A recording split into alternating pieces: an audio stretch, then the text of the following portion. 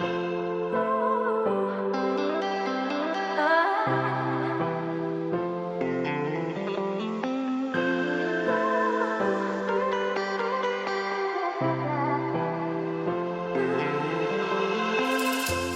welcome back to the Dungeon Master's Block, the place where we come to talk about the Dungeon Master, the most important person in the game, the only person capable of playing God, killing characters, and lowering the egos of all other people at the table. I'm one of your hosts, DM Mitch, and for this episode, we have a fantastic returning guest, of which many of you are familiar with. Rich Howard is back. And the topic of this episode will be alien life. Along the way, we're going to talk about a new tabletop RPG called Descent into Midnight that Rich has been working on with some other fantastic people. And because in this episode we talk about a couple specific aberrations as well, if you are a Patreon dragon, you can head over to Patreon this week and check out a couple different versions of some familiar aberrations from the D&D Monsters Manual that you can download and use in your home games. But before we jump into the meat, as always, we have a 5-star review that needs a shout out. This one comes from Apple Podcast. It's from Chaos Spiral and is entitled Fantastic Resource, 5 stars. I don't do podcasts, but I decided to look one up for some inspiration. I stumbled onto this one, and I haven't been able to stop binging them since. Great guests and fantastic ideas. Worst thing about being a DM is not being able to talk with others about great ideas because they all are in your game. This fills that gap and then some. Great job. Love the show. Thanks so much, Chaos Spiral, for that fantastic review. We really, really appreciate it. Well, without any further ado, let's get into the meat. I'm starving. We ain't had nothing but maggoty bread for 3 stinking days. Why can't we have some meat? The flat meat's back on the menu, boys. So for this week on The Meat, we are joined by a returning guest. You know him, you love him. He was our first official guest. Rich Howard is back on the show, host of Whelmed, the Young Justice Files podcast, as well as concept lead of Descent into Midnight, which we're going to talk a little bit more about. But first of all, Rich, welcome back to the show. Thanks, guys. Can you believe it's been like 4 years, I think, since that first episode aired? That's so crazy. It's like February of 2015. Yeah, putting it into that kind of perspective, it's a weird feeling. It is very strange. And going back and listening to it's pretty fun. It makes me laugh. I'm sure. I feel like Neil and me would have a more difficult time enjoying it because we'd be like, oh, not as great edited as we would have liked, but I remember I think most podcasters out there understand that feeling. I was recording it with my iPhone earpiece sitting on my bed trying to get everything to work, and now we have virtual backgrounds and headsets. Those are the days, man. Those are the days. Rich, we already mentioned it, and I could probably speak to it as much as you could, but that would just be ridiculous. Can you tell us a little bit about what you've been working on, and of course, Descent into Midnight? Yeah, absolutely. So, of course, I'm the co-host of Whelmed, the Young Justice Files podcast, of which one gentleman here is the producer and editor as well. Mitch, you do a great job on that show. Me. Okay. I'll take the credit for it, but I'm not the one doing the work. In addition to that, I am the concept lead of a Powered by the Apocalypse engine-powered game called Descent into Midnight. And in addition to my concept lead and design work, I have our design lead is Taylor Livingston from the Leviathan Files and River House Games, who is absolutely brilliant. And our project lead and co-designer is Richard Kreutz Landry, the Origami Gamer. So who also does some editing work for us on Whelmed as well. Descent into Midnight is a game in which you are playing alien aquatic creatures in an advanced civilization on an alien world that has never been touched by humanity at all. The advanced technology of this underwater civilization is based on bioengineering and psionics. So you're not going to find big metal submarines and humanish technology there. Our goal with the game is to inspire people to think about how a civilization like this can exist in things that are not human at all. So we have no set species, we have no set metropolis that you live in, and we have no set corruption.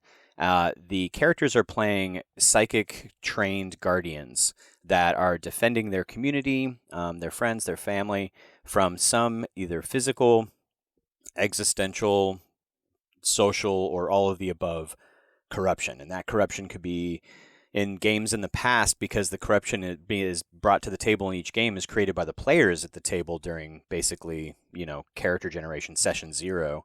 That corruption has been everything from literally Cthulhu waking up to things as subtle as a panicky need for kind of selfishness and defense because of a lack of resources. Pollution has been involved. Like, we've had all kinds of things. And sometimes it's just kind of more of an existential, we don't know what it is yet, but it's affecting the culture that we create. And because we have no set metropolis and we have no set species, people are bringing to the table mind-blowing concepts and ideas.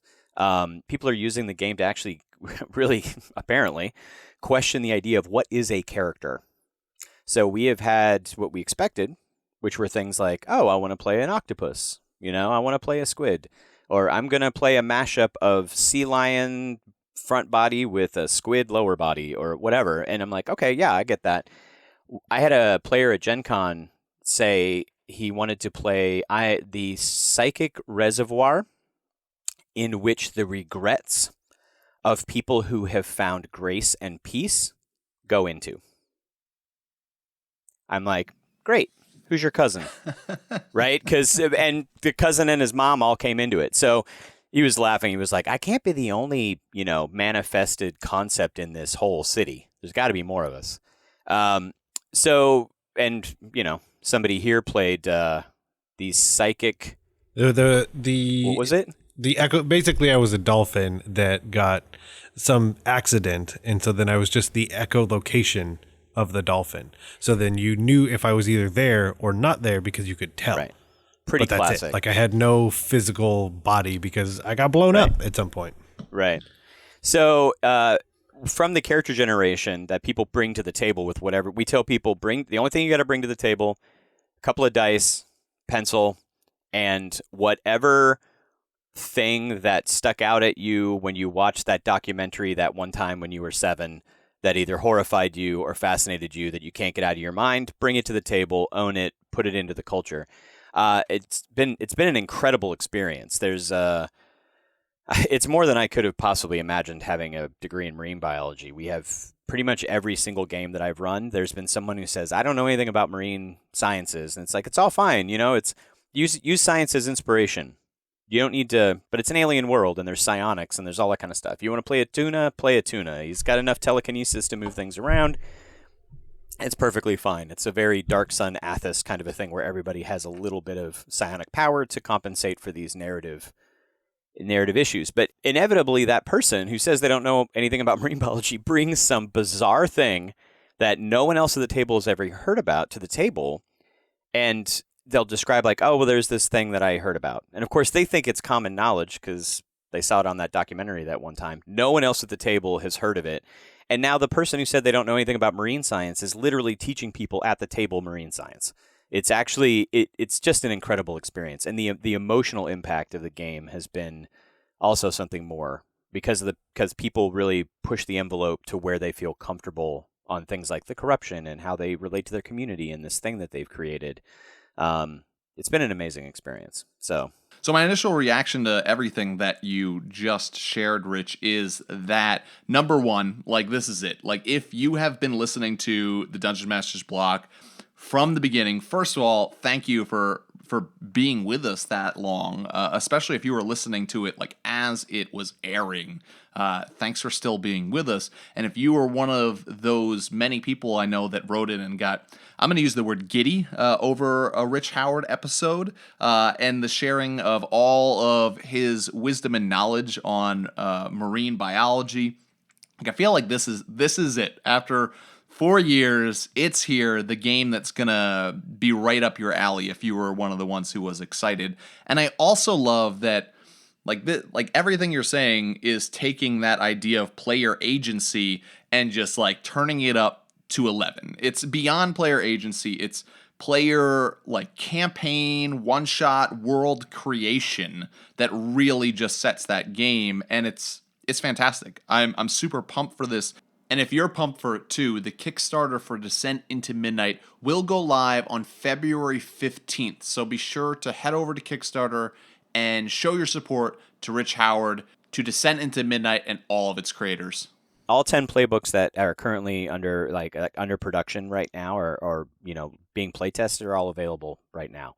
So you can go and check it out, look at it, see if you like it, back the Kickstarter, and you could even play it if you wanted to before you back the Kickstarter as well. To me, that shows that you guys believe in this game that you're putting out there, to be able to go play it before you support and then decide. That's always a great selling point as far as I'm concerned. Yep.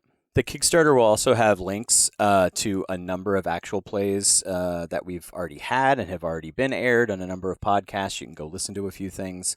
And a list of testimony from hopefully other podcasters and designers that you love and enjoy, and see what they think about the game. So before we jump into our topic of the episode, we have, as we always do, a surprise question for you, Rich. This one comes from our Patreon dragon, Mindweave RPG, and the question that we want you to answer is, what modern song besides Hotel California would you like to model a D&D encounter after?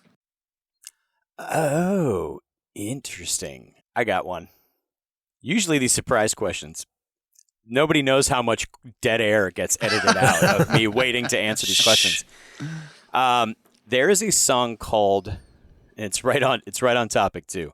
There's a song called "The Deep" by Clipping. It's a song. It's so good.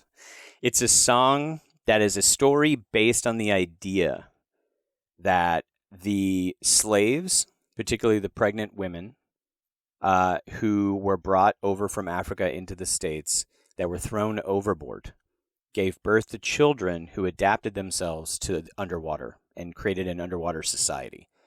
And that underwater society now comes in contact with a surface world that's looking for resources, oil, gold, whatever it happens to be. That song blows my mind. And so this idea of of having a society that developed directly because of consequences of some culture, idea, some civilization that you have on your surface, made some choices historically that caused the development of an aquatic society, and then having those two come head to head, and having the quote unquote children of this society, having a lot of interesting moral, ethical questions and things like that as they come in conflict with one another would be great. That would be much more than an encounter. That's more like a bit of a campaign, but I would love it. And I think there's a novel series that's being written based on the setting that was created. It's pretty incredible. So thank you so much, Rich, for that fantastic answer. Very quick answer there. Sometimes it takes a while to think about an answer, but that was you were just on the money with that. I was on the money with this one. I'll make sure that there's I'll give you guys a link to the Spotify song or whatnot. People can check it out. Fantastic. We'll have that in the show notes. And thank you, Mindweave RPG, for that question. Definitely. I will throw out a YouTube comment, which I mean is risky, but it will stay family friendly, which is surprising everyone that has heard the words I have said. But literally the second comment for this song is, I feel like I just watched a movie with my third eye. Yes. Yes. So yes. there you go. And to be perfectly blunt, we're talking about Descent into Midnight a little bit. We talk about this alien world, and we talk about what our core idea of a setting is. Having said that, take the setting and make it yours. Because our psionics are kind of free flow and open, people are like, I would just want to play, I want to create a mermaid society. great. You can all play mermaids. There's no rule that says you have to play different species, but like you could literally do like the Little Mermaid, have magic instead of psionics. Like it's an easy port. We've had people play Star Wars games where they're playing aliens, where the psionic powers are the Force. But the point is here, you can look at clipping and you can get inspired to. You could run this, and the corruption is basically this other society that's coming down and coming in conflict with the society that's been created without any, with almost no modifications. Which is the perfect segue. Keep going. Get ready, or well, rather, get ready to keep going, because the idea, we keep using a term that requires a definition for us to continue the discussion, because we're just saying alien. What does that mean? Things bursting out of your chest would come to mind. But the idea of what makes something feel alien, so not necessarily the noun, but if we could make alien the adjective, whoa. I feel like that's the Dungeons and Dragons coming out of me right now. I have a preposition. So if we just kind of each want to go around, and what is the essence of making something feel alien when you're putting it into your game? Yeah, absolutely. So this is a thing that we were playing with Descent into Midnight. Like, what is alien? So if you have a society that has never been touched by humanity, what does that look like? DC, Dungeon Commander, if some of you all are familiar with them. When DC played, DC was telling us, they said things like, this game, you have to redefine the things that are common everyday things. If you say, my character goes through a door, your brain has to wrap around the idea of what is a door? Why is a door? What does a door look like for a society in which there's a Leviathan the size of a city in the same party as a literal plankton that is psychic with the party, right? Or someone who is the manifestation of the remnant echolocation of a dolphin that died. Like, what is a door? The point is this thing about rethinking what is, like, when we send our party into the mountains, right? You know, you send them to the mines of Moria. We have an idea of what a mine is, what a society could possibly kind of look like. But this idea of alien is, what are these things used for, right? What does the society need? It's deconstructing a society based on the culture, the species that have created this society, and look at their needs and then create something that we don't even understand, right? And that's the most kind of high concept idea.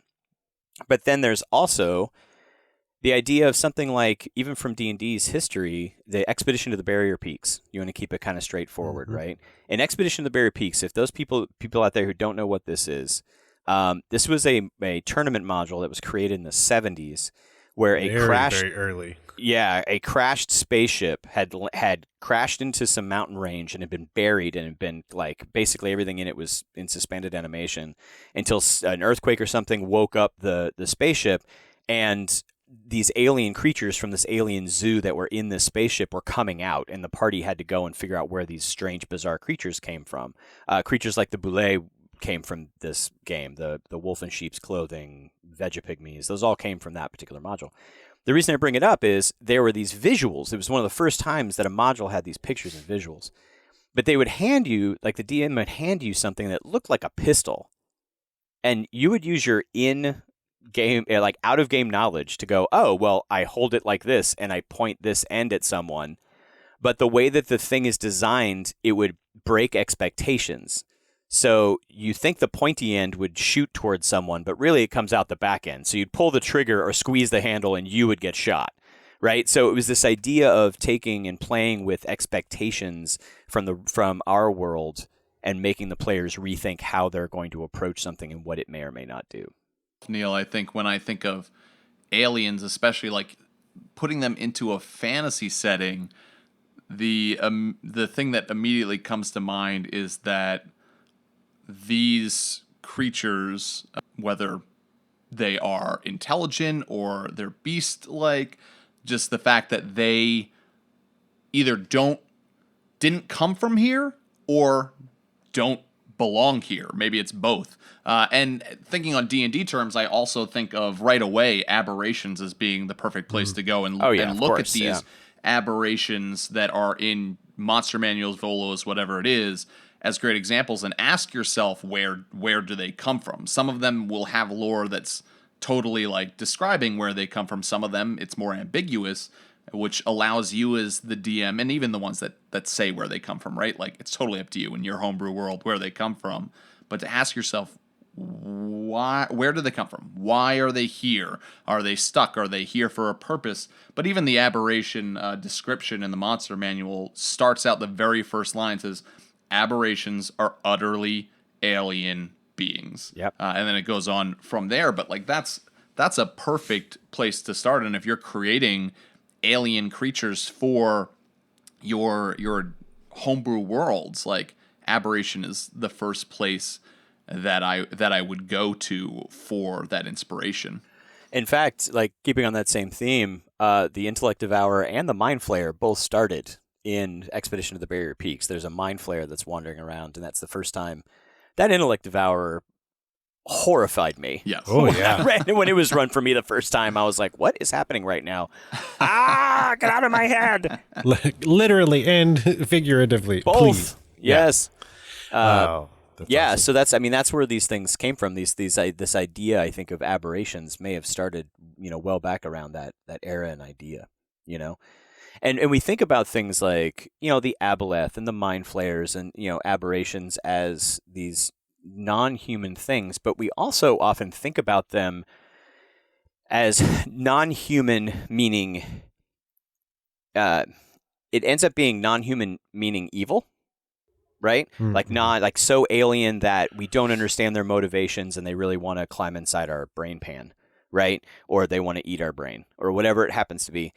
And alien doesn't necessarily have to be with that. So playing with expectations, right? In Descent into Midnight, we have had horrifying looking creatures, right? Something inspired by a deep sea anglerfish with the big teeth and or a viper fish or these kinds of things. And they're actually very lovely people, right? That was mine in the last game. It was a bus-sized creature that was the head of an anglerfish, an eel-like body, but then also because Amelia didn't want centipedes, I put like 1,000 legs on it.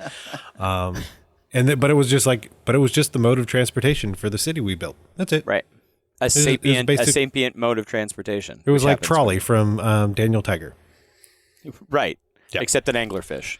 Yes. Right. But so my point is also playing with expectations. Like, again, just like this thing with this like weapon that's pointing the wrong direction, take the player's concepts and ideas from the real world that they might immediately jump to and make them question their assumptions.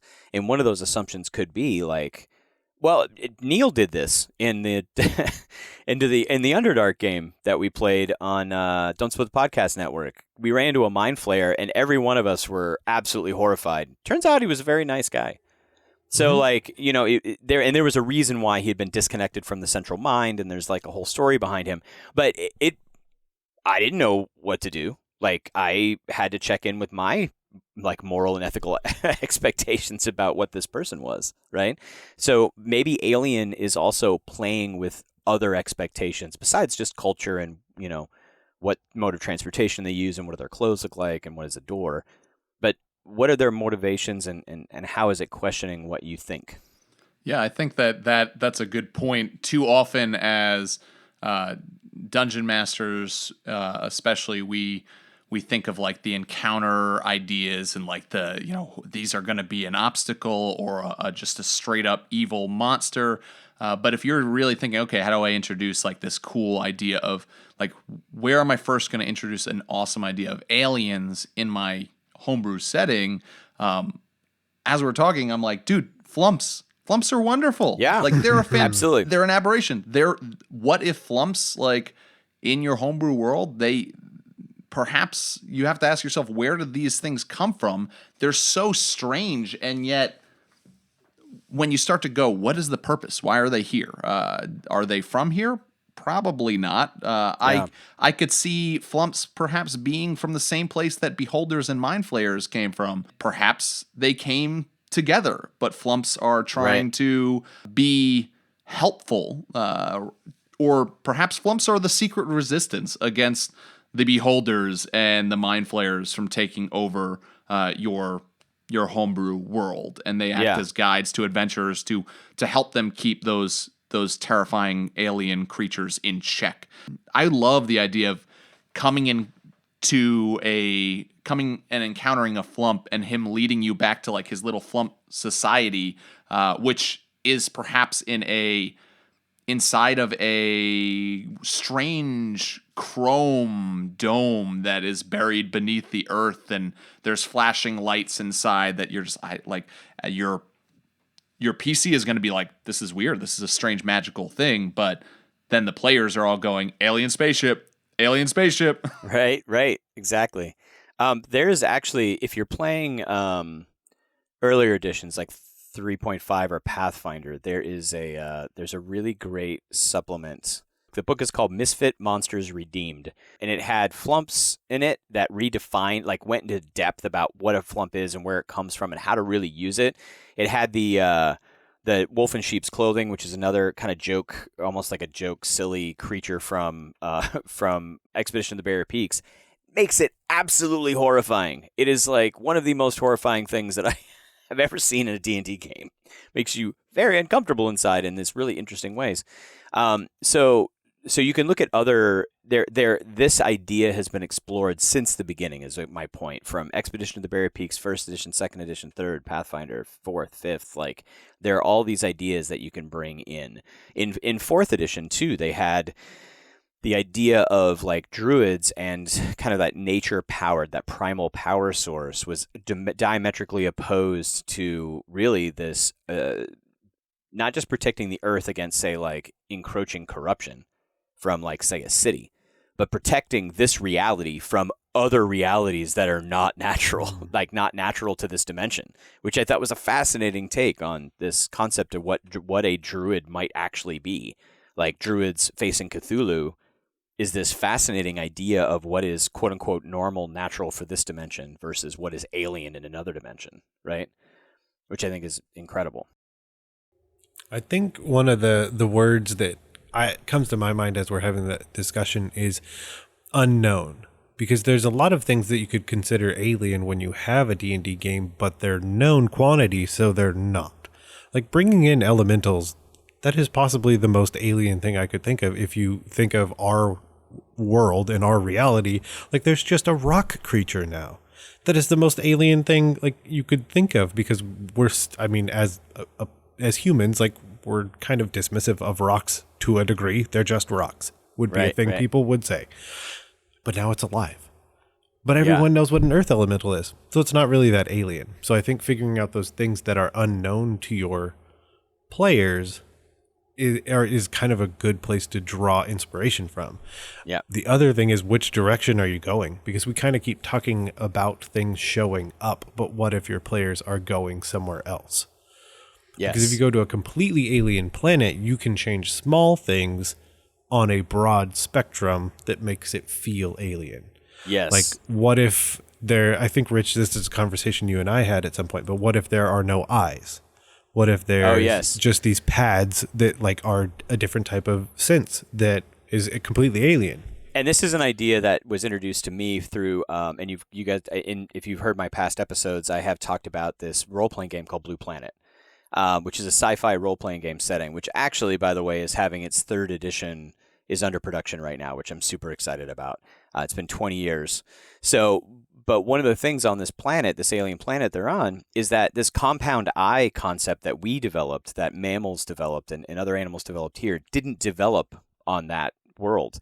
Meaning all the creatures, even though they might look mammalian or they might be like a mammal analog, all have just eye spots that sense light. And that's it. Yep. So you have like a thing that looks kind of like a monkey, but then it turns around and it literally has no eyes and it's just got spots and is looking at you. And it's this perfectly reasonable scientific explanation of the history of this particular world that horrifies us and makes us question, like, to us, the eyes are the windows to the soul, right? So what does that mean? How does that change our fundamental view of what this thing is and who it is and who we are in this simple, basic idea? It's incredible. So I feel like the discussion on the eye spots is a fantastic place to kind of open up the conversation with you're running your players through a campaign in your world, and you are ready to introduce to them whether they are aware that it's an alien encounter or not. But you've got to ask yourself, like, okay, how do I make this encounter with creatures that are completely alien here? How do I make that encounter feel alien itself? And I feel like there's a whole bunch of things that you can ask yourself, like, with how does that encounter go? Talking about, like, if you're actually going to speak with these creatures and interact with them rather than just get into a battle with them, you can ask yourself, what is the culture of these creatures? Language. Language could be a huge barrier because they don't come from here. Behavior could be completely different. And honestly, when you talk about like an ambassador needing to know like another culture before going in and like talking to the other culture, like that could lead, unfortunately, whether it's your fault or their fault, to a violent encounter because behavioral norms aren't known. But even like armor, weapons, things like this, what are some things that you guys, if you were introducing your players to an alien race or just an alien creature, that you would ask yourself to make that encounter feel strange, weird, totally outside of the world that you're playing in? So you're walking this thin line, right? You can describe something as completely alien to a point where you can keep a barrier between your players and the story you're trying to tell, right?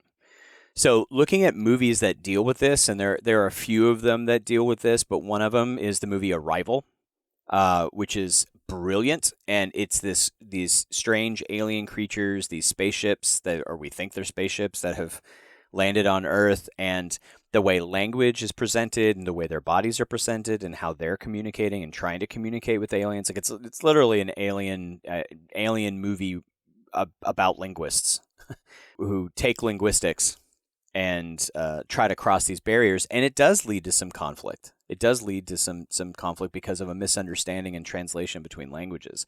But you have to have something that the players can hold on to and understand, even if it's as simple as, we believe these aliens want to make peaceful contact with us. That's the only thing we know, but that gives a motivation, right? It can be tough if you drop players into a completely alien world and then give them no direction, no idea, nothing, I hate to say it, but nothing quote unquote human, right? Understandable motivation to hold on to. It's important to do that. Even in Descent of Midnight, in our alien worlds, we're dealing with human concepts we can relate to. Hope, community, altruism, isolation, all of these things are sometimes literal stats in the game or conditions that you impose in the game or other things. These are things that we as humans can understand even though we're in another alien world. So making sure you don't cross that boundary too much. But the easiest things to jump to in my mind are things like changing the technology, right? So for us, it's bioengineering. And this has always been a fascinating concept to me.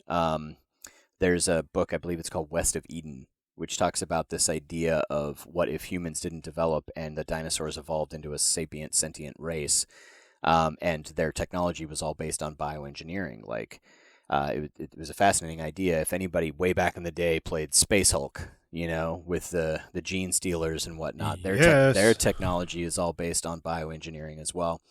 So you can change the things that, again, are expectations. Like a metal sword, that might be really alien to these aliens because they're taking little bioengineered beetles and sticking them in a tube and firing them at you, and they explode into acid, and they don't know what metal, they don't use metal. They never needed to use it. Or in a movie like The Abyss, where the technology seems to be based on the concept of hardening water into solidified forms that's not ice, like they flow, but they're hard and they can carry current and all these things that we use metals for, but they use salt water for. So to me, that's a first go-to, like alien bioships or aquatic water ships or things like that change the technology as a way to make it feel alien at first. And then when you kind of get that idea, then thinking into the psychology of the creature and the story that you want to tell. What is the motivation? Why are you even adding them in there? Why do you want it to be alien? Why do you need it for your story to be alien? Right? And make sure that that's plugging into the goals or the through line of the story that you're trying to tell. My big thing to think about would be a concept that we've mentioned before. I don't know the last time we've brought it up, but basically, If there is a check or a piece of information that you don't want your players to completely fail or completely succeed, don't have them roll. Mm-hmm. So then if you don't want them to be like, oh, well, I roll this and now I know all these things, don't allow for that roll. But also think of alternative things, because the issue with that is to just not fall completely into a narrative where you're basically reading a book to them about these aliens, but they're not going to know. So you have to figure out what you think they could be rolling. So it's an insight check. And maybe even a very successful insight check is you can kind of read their body language. Yeah. And giving them small clues that you would maybe have, but definitely not like, oh, you're from the planet Xenon 5. And it's like, well, no one can know that. These are brand new aliens that show up. Or the other thing is being so unsuccessful that they have no idea what the body language is. And now we roll initiative because you allowed them to roll a nat 1. Yeah. Figuring that out. Picking somebody who's got, if we're talking about a D&D, D&D's 5th edition specific game, like basically looking at, their passive, like a passive insight or a passive perception, like anybody who has a passive insight of 15 or higher is going to have this basic piece of information that you're going to give them that, if they only have this piece of information, if they only have this one thing, it will move the plot forward. And then if they roll actually higher, then you can give them a little bit more layers or give them a resource, like give them some kind of points, right? Where that they can say, okay, now we're in a new situation. I want to give you this point because I rolled really high on my insight check to know what he's doing now. How does what I knew before apply to this situation 24 hours later? Like, am I building like scaffolding education about the aliens, right? And what they're looking for and what they're doing is a way to go. But making sure that you're keeping the emphasis on the player's actions, but also keeping your through line of your story moving forward and not having, which is basic really gaming, I think, 101, like making sure that the players can move forward and don't just sit around the table going, I don't know what's happening and we missed all our rolls, right? I love the idea of the body language, trying to like determine what body language these alien creatures are like portraying, because with an alien, our interpretation of their body language could be completely wrong, if not totally opposite. I imagine these PCs walking through this strange alien spaceship that has been landed for years and encountering a creature that looks completely horrifying, and it turns and it like opens its 3 mouths and roars at you with these sharp teeth, and they just go, all right, time to attack, not knowing that these things are not carrying weapons because they're completely pacifist and never have come across violence at all. And this is just their typical greeting of saying hello and present, like, or perhaps they're screaming because is the first creatures beyond themselves that they've encountered and they are just afraid of. But then that miscommunication can lead to terrible situations because of that. Yeah. Well, there's actually in Descent to Midnight with that particular engine, there's a lot of things you can do. And one of the things they have as a basic premise of the mechanic, even though every Powered by the Apocalypse game is actually very, very, very different, it uses a similar mechanic. And in this mechanic, there's something called moves. So you tell the story and this narrative, right? You're just sitting around the table, may not even be looking at your character sheet. You're just telling the story about what's happening, and then you may bump into some mechanics, and then at that point you resolve some things. One of the moves that we have in Descend to Midnight is called What Have We Done? And that's when at the end of a game, or at the end of a session, or maybe even in the middle of a session, depending on what's going on, some player is contemplating the consequences of the actions that they took. And this thing that you're talking about right here, like, say they run into this creature and they fight this creature and they kill this creature, right? Well, that's okay, but it doesn't have any meaning to the players unless it's put in context immediately, or at least very quickly afterwards. Understanding that was a child, maybe, if you want to go in that direction, or understanding that was the ambassador who was sent, to like meet. Or understanding like pretty quickly, like, wait a minute, this used to be like thousands and thousands or a million years ago, this species used to be incredibly violent. That's why they had these sharp teeth. But they have evolved socially way beyond that, to the point where they don't even remember that. We just have these teeth. We just use them to eat. Like we don't use them for weapons. Like that was just a byproduct. Maybe they're even vegetarians, but the plant that they eat needs, like, it's strong bark, it's so fibrous. It needs some sharp teeth to break through that. But to us, it's completely menacing. Yes, exactly, and that's great, because now you're deconstructing. Okay, so why? You're constantly asking the question why. They have the sharp teeth. Why would they have these if not for weapons, right? If I want the players to assume that they're weapons and I don't want them to be weapons, where does that go from? And it takes some time to sit and think about where those things are coming from, right? Another thing that you can do is again, and we've talked about this in the past, the player agency episodes and other things that we've talked about. Ask the players. Say, like, I know that this is my storyline, this is my alien, right? These are the plot points I want to get across. I have an idea that this is an alien thing. Ask the players.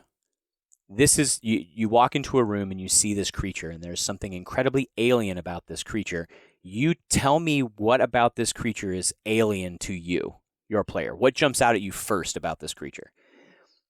And that way the player gets to actually put in their information. They could say, like, oh, spindly limbs are really, alien to this particular player, right? Or they have no physical body.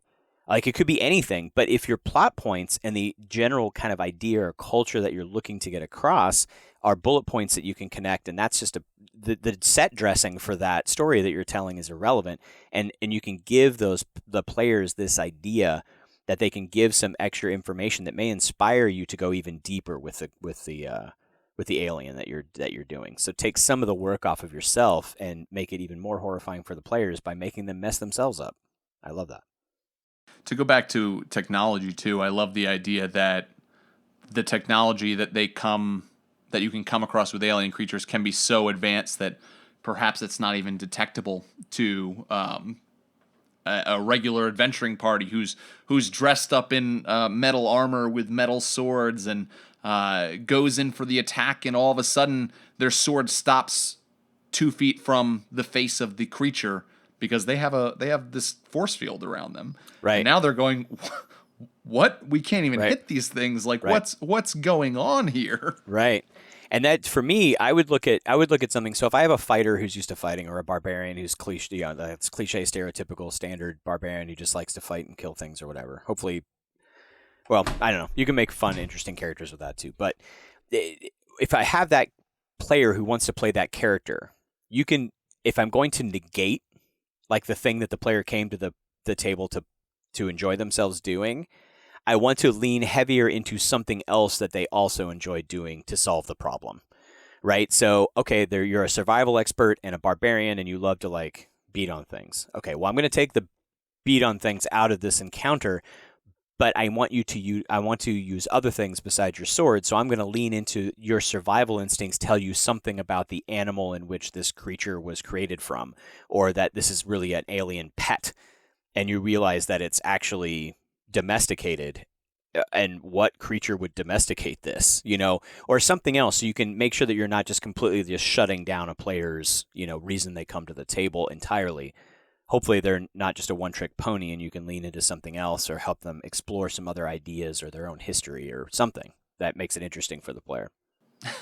I just had this funny thought, just even looking at the way that creatures in this world, like, interact with each other that are different from, like, people. I have 2 cats, and the way that they show love to each other and communicate is different than, like, people would, to the point where sometimes you'd think that they are, like, fighting, but they're just playing with each other.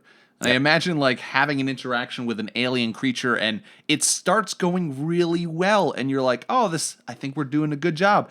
And all of a sudden, they turn around and start attacking you. And you're like, what did we do?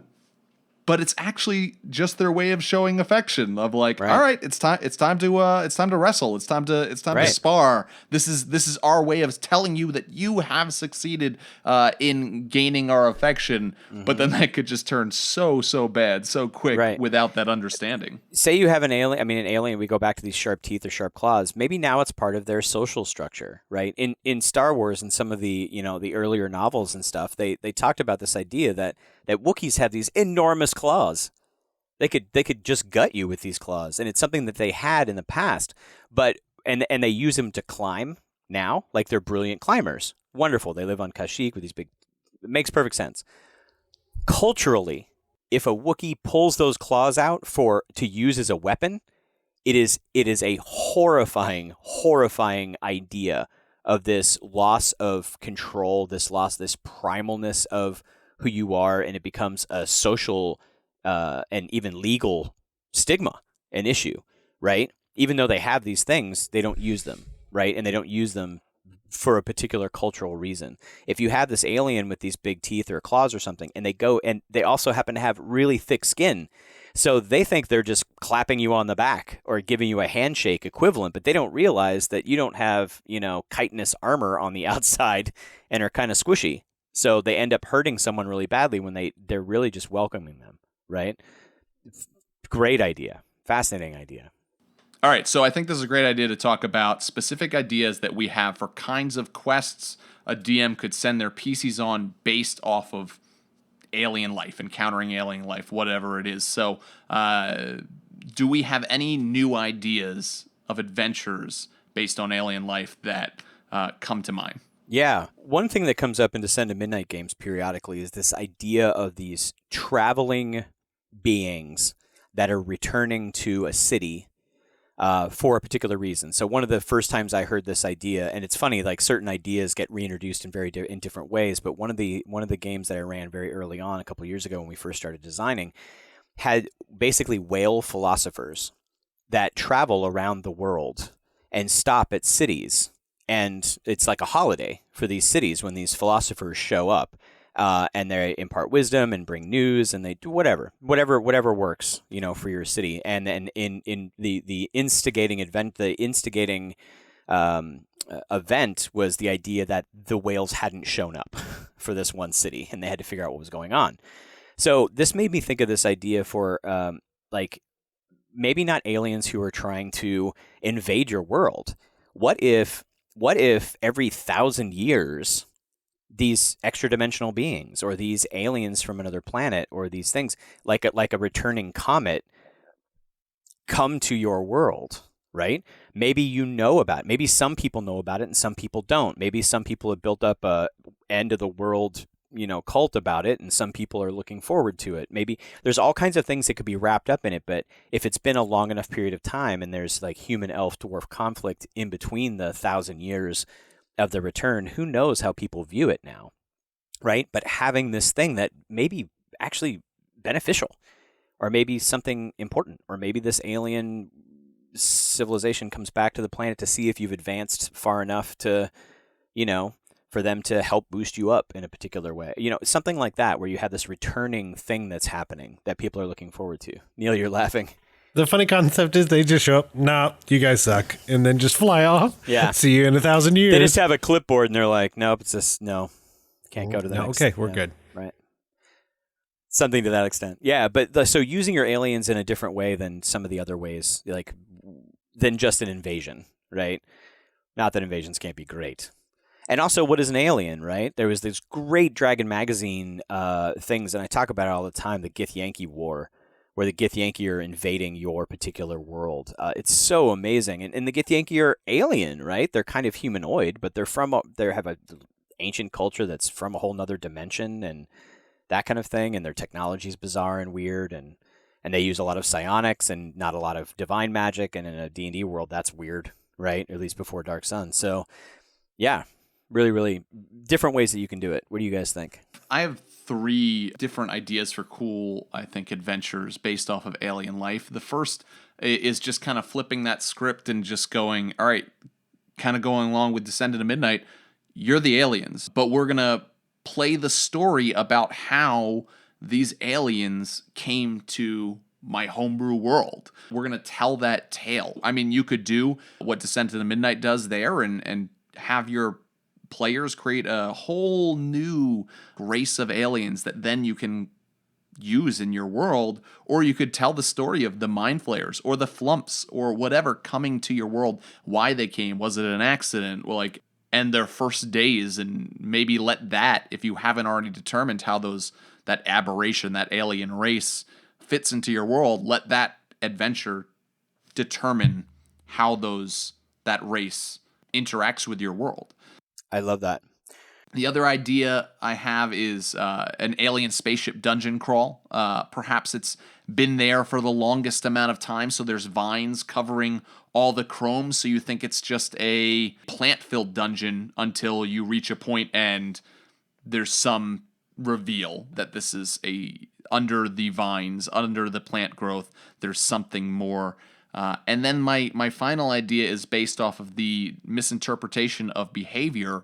I'd love to play an adventure where you set your PCs on this quest that they find out some sort of knowledge of the past of why Alien X is maybe at war with mankind, elvenkind, dwarvenkind, all of them together, whatever it is, and to find out that perhaps that war was started just by a simple miscommunication, or maybe there's something deeper there. Maybe beholders are at war with the people of your world because of some prophecy that was fulfilled with their first meeting of people. And it was maybe a nonsensical prophecy of, I'm thinking like they have a prophecy of the waving of 5 points will signify the end of your race. And you get this glimpse perhaps through some alien technology of the first interaction with people, and they start waving their hands at the beholders and they look at each other like, that's it. That's the end of our race. We have to fight back. And therein lies a 10,000-year war between beholders and people because of this simple misunderstanding. I love that as a idea. And then what do your players do with that information from there? Yeah, absolutely. I love it. So I love the idea that the Barrier Peaks is also just like the way Transformers works. Transformers crashed their alien ship like 1 million years ago, and then they're in stasis, and then a volcano happens, and then they pop out of the 80s. It's always the 80s. It's the same concept, but so I really do like reintroducing and uncovering, because it's this weird sense of something that's been there for a really long time, but then is also still technologically advanced, but then also has these weird monsters and aliens and things. I think that's probably my number one go-to. Or having, like we discussed, your players show up on a world where there's just a little bit different, and now they're like, I don't know what to do, and I'll never know what to do. Please take me home. Nice. Definitely makes me think that whoever wrote Transformers definitely played through the Barrier Peaks. I was just thinking when you were talking about that, like, what if, like, the Warforged from Eberron or something of that sort, why don't you change the origin for your homebrew world or even in Eberron? I don't know how that would affect the Eberron campaign. But maybe they were part of this spaceship that crashed and they woke up, or we know that we come from this one country in this one place, and maybe part of your adventure is like figuring out, the origins of this race, and you get there and it's a spaceship, right? It's got to be a great idea, Rich, because literally the last episode that we recorded was with Jeremy Crawford about Eberron and about Warforged from Eberron, and one of his suggestions was having the Warforged show up in the spaceship from Barrier Peak. Oh, all right. Well, there you go. So clearly it is a great idea that we should all be using. Me and Jeremy Crawford. Done. On the same page. Mm-hmm. Nice. Speaking of pages, how about some homework pages? Oh, sounds good. You like that segue?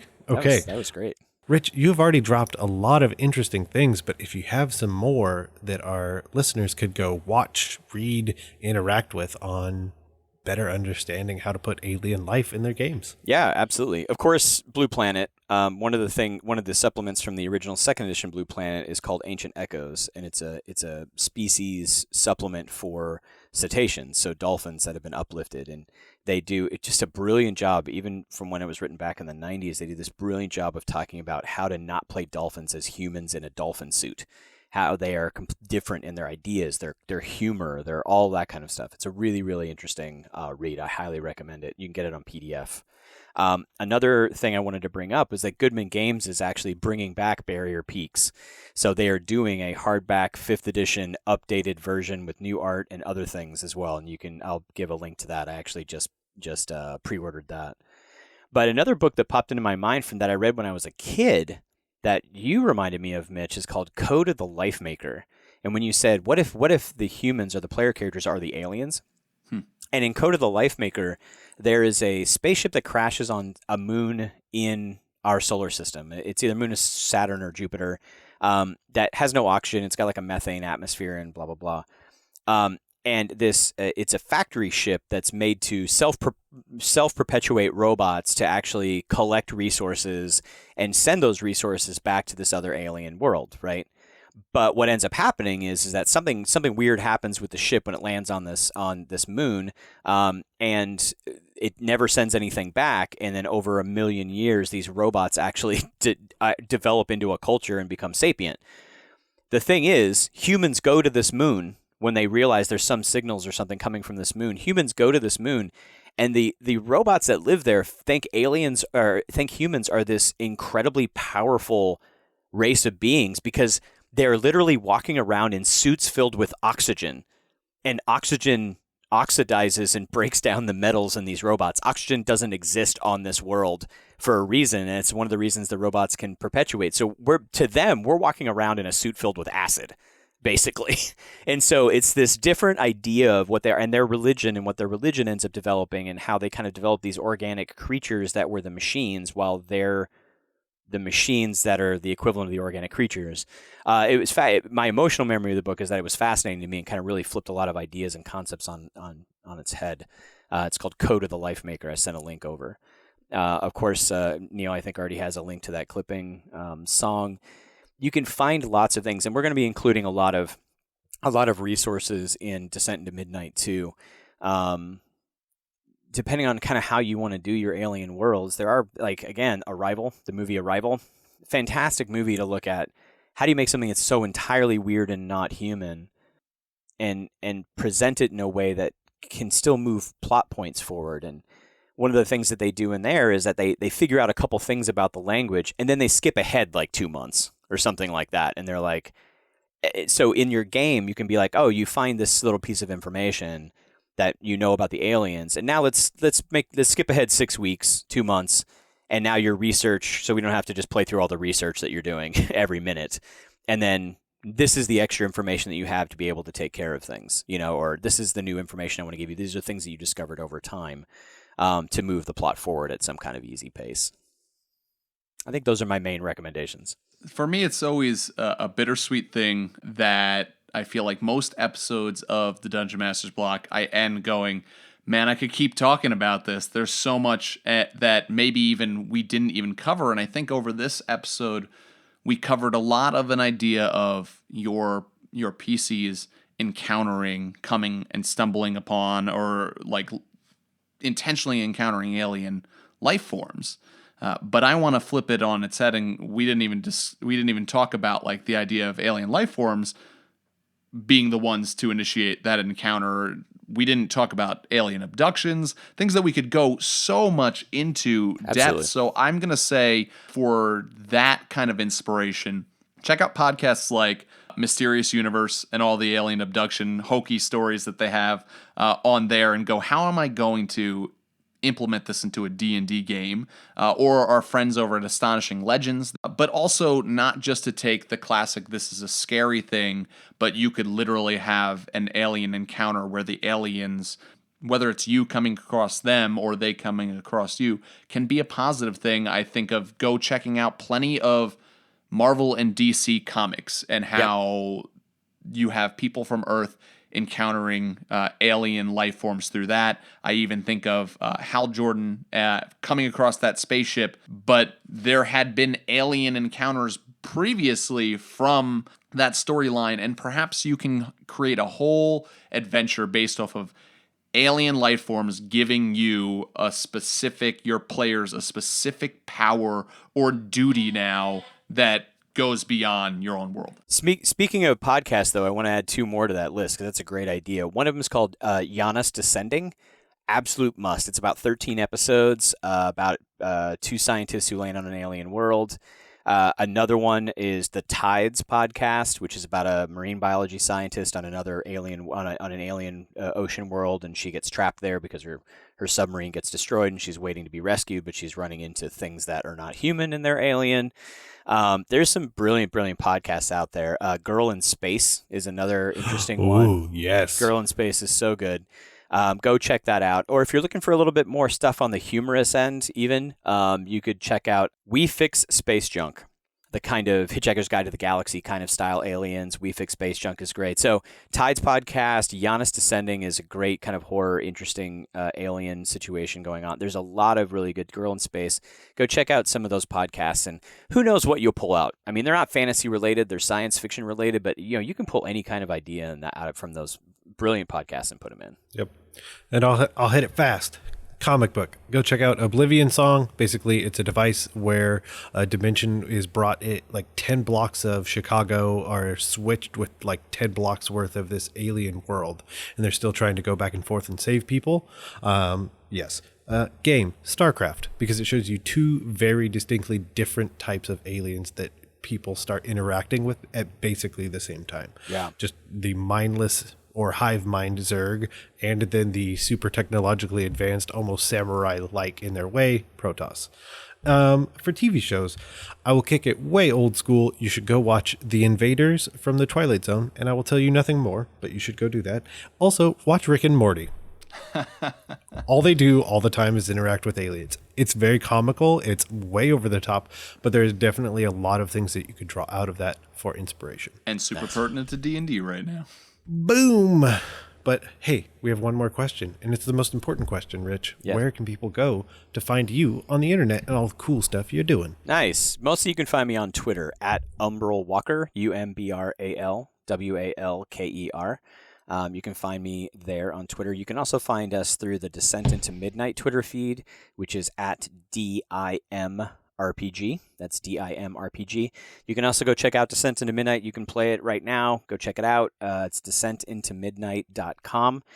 You can find I think it's the version 4 playtest packet, and you can just play a game yourself at home, or check out links to all the other things. And of course, please check out the Kickstarter. Well, Rich, we hope to have you back sometime soon in the future. Appreciate it. Always a great time, guys. Thanks so much. As always, we hope that you have enjoyed this episode of the Dungeon Masters Block, and of course, enjoyed having Rich Howard back on the show to just glean all of the wisdom that he has. If you as a listener would like to write into us and let us know about how you introduced an alien life form to your group in your game, then you can get in touch with us at dungeonmasterblock@gmail.com. Send us an email and tell us all about it. You can follow us on Twitter at DMS_block. That's at DMsBlock. And you can like our Facebook page. Both of those places will have updates about the show so you can know everything that you need to know. As always, the Dungeon Masters Block is a proud member of the Block Party Podcast Network. Check out other shows like Geek Wars, Dungeons and Dragons and Daughters, DMnastics, and more. And that's all that we have for you on this episode of the Dungeon Masters Block, the place where we come to talk about the Dungeon Master, the most important person in the game, the only person capable of playing God, killing characters, and lowering the egos of all other people at the table. I'm your host, DM Mitch, reminding you to always keep on dungeon mastering.